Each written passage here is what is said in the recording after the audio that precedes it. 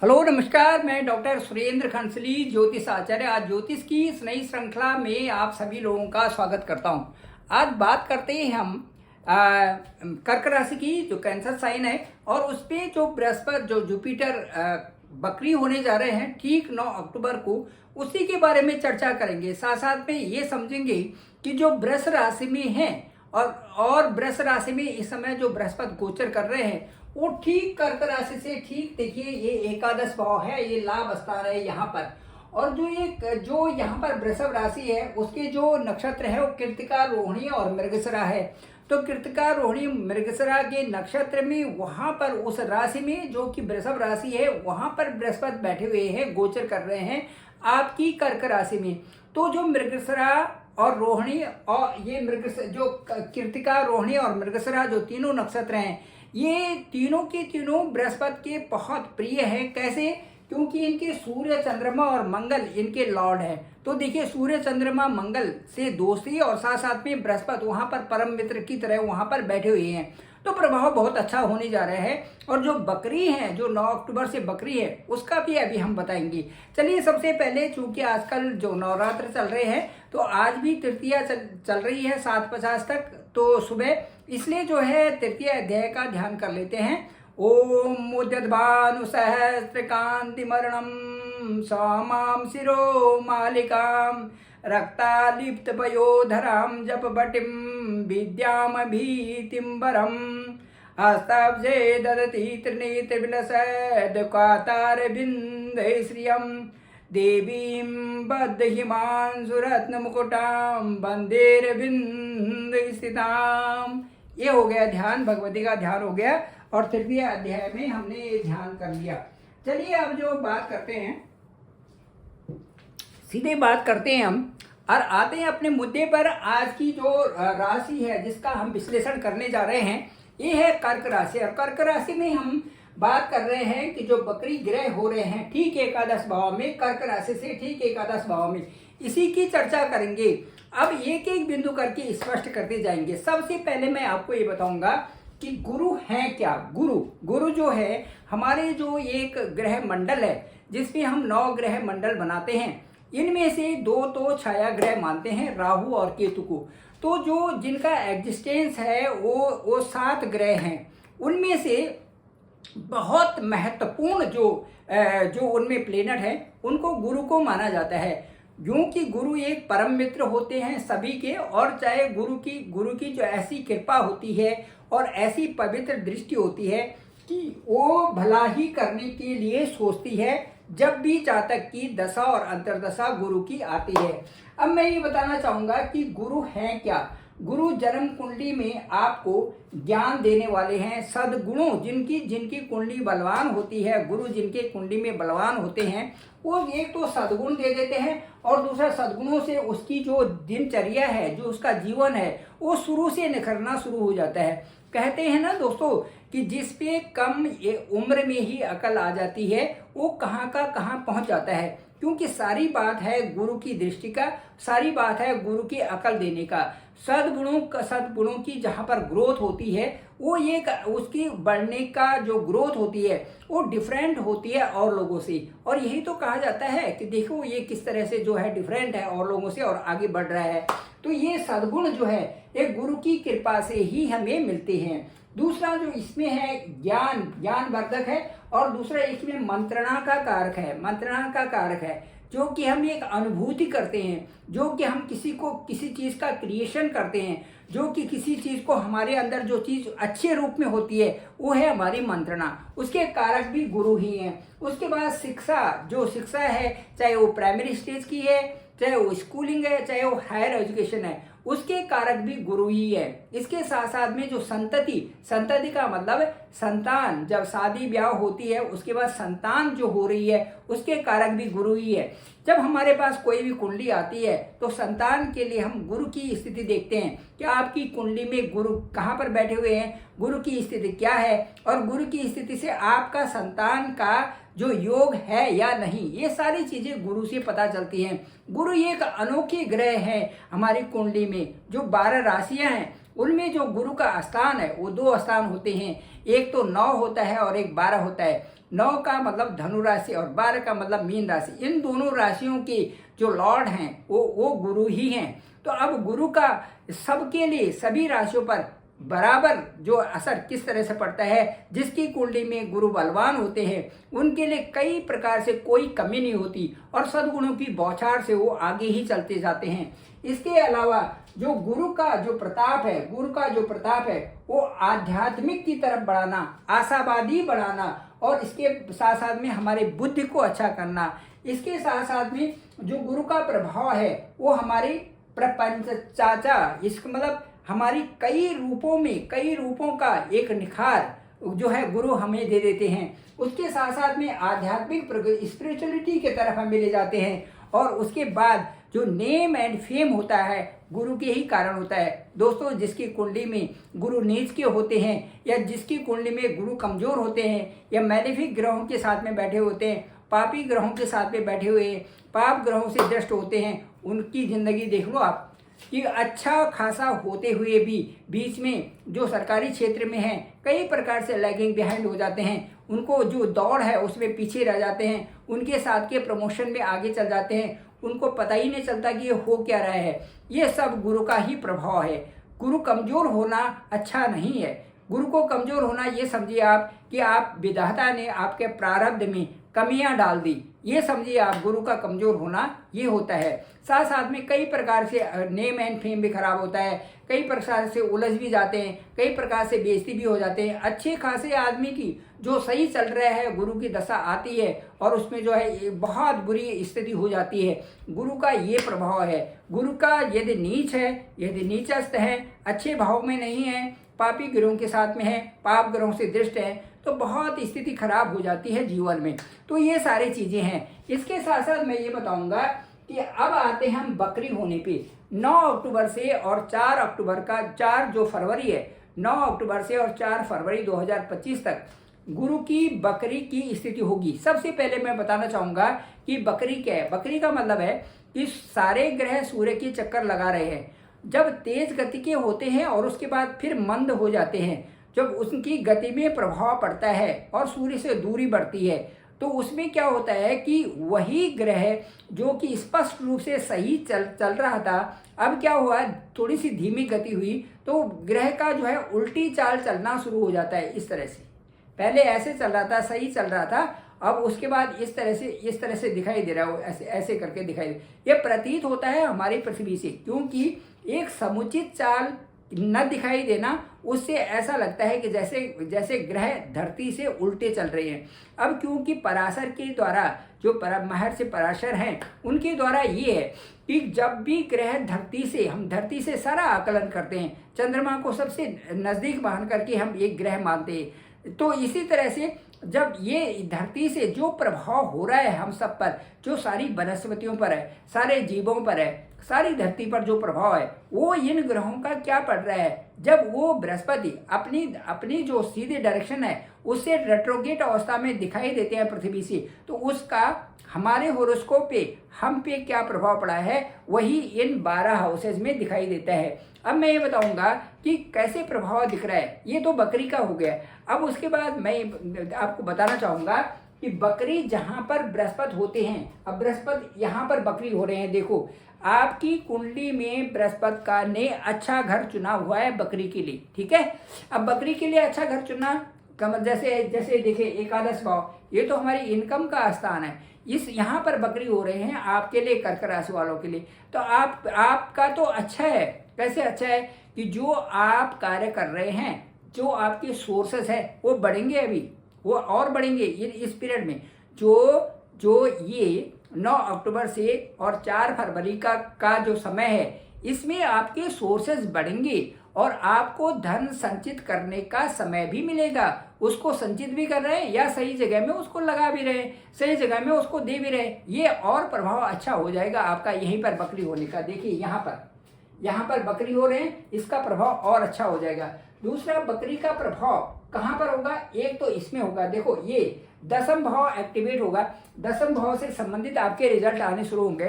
दसम भाव आपका कार्य क्षेत्र है, दसम भाव आपके वो चीजें हैं जिनको आपका करना है। दसम भाव में कुछ ऐसे ऐसे पेंडिंग वर्क होते हैं जिनको आपको पूरा करना था। अब आपको समझ में आ रहा है, अरे यार ये तो, इसमें तो ये भी करना था, चलिए इसको भी पूरा करते हैं। अरे देखो यार, इसमें इस तरह से सोर्सेज बन रहे थे, ये स्केप हो गया, अभी मैं मेल करता हूँ, अभी वहाँ भेजता हूँ कि इसमें ये चीज़ें ऐड कर दी जाए, वो ऐड हो रही है।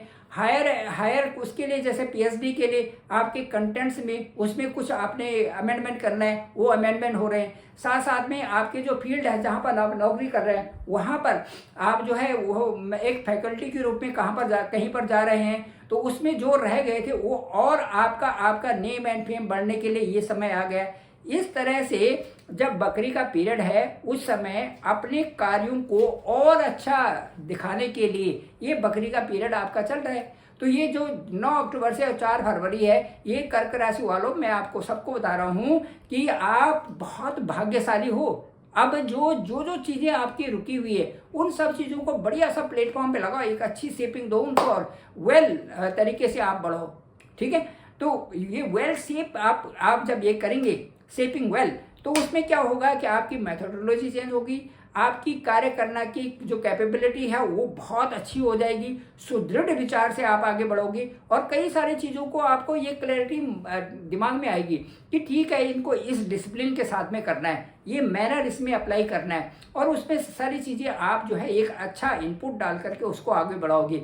ये जो बकरी है, ये जो एक्टिवेट ये फील्ड होगा, ये फील्ड आपको बहुत कुछ देने वाला है, क्योंकि ये कर्म क्षेत्र है और ये लाभ क्षेत्र है। कर्म और लाभ क्षेत्र दोनों कुंडली के महत्वपूर्ण क्षेत्र है जो आपके भाग्य को बनाते हैं, आपके डेस्टिनी को फ्रेम करते हैं, जो वो हैं ये दोनों, ठीक है ना जी। ये तो हो गया आपका क्लियर। अच्छा चलिए अब एक और चीज जो बहुत महत्वपूर्ण है उसके बारे में बताऊंगा। कुंडली का यहाँ पर देखिए, यहाँ पर चंद्रमा है, एक कर्क राशि है। अब कर्क राशि से देखिए 1 2 3 4 5 6, अब देखिए यहाँ पे 6, अब यहाँ से गिनेंगे तो कर्क राशि का 4 अंक होता है, 4 5 6 7 8 9, ये देखिए 4 5 6 7 8 9, अब 9 है यहाँ पर। तो 9 जो का जो डिनोट करता है 9, वो बृहस्पति को डिनोट कर, ये बृहस्पति का घर है यहाँ पे। अब यहाँ से देखिए 10 11 12 10 11 12, अब यहाँ पर देखिए 12, ये भी बृहस्पति का घर है। तो आपके हो गए छठा हाउस और ये हो गया भाग्य का हाउस, ये दोनों हो गए। अब छठा हाउस क्या है, आप इसके बारे में मैं आपको विवेचना करूंगा। छठा हाउस हमारा वो होता है जिसमें कि हमारे कई रिश्तेदार भरे होते हैं, मामा की तरफ से, ताऊ ताई की तरफ से, दूसरों की तरफ से, ये सारे रिश्तेदार वहाँ पर होते हैं। अब उसके साथ साथ में कुछ ऐसे होते हैं कि जिस काम को हम जहाँ पर करते हैं, जैसे अपने नेटिव प्लेस से दूर जा रहे हैं, तो वहाँ पर जो लोग होते हैं हमारे साथ में रहने वाले, वो भी उसी में आते हैं। उसके साथ साथ उस क्षेत्र के, उस स्टेट के जहाँ पर आपके मिलना जुलना होता है, कई लोगों से आप मिले भी नहीं होते, वो भी उस क्षेत्र से आते हैं, ये छठे भाव में आते हो, ठीक है ना जी।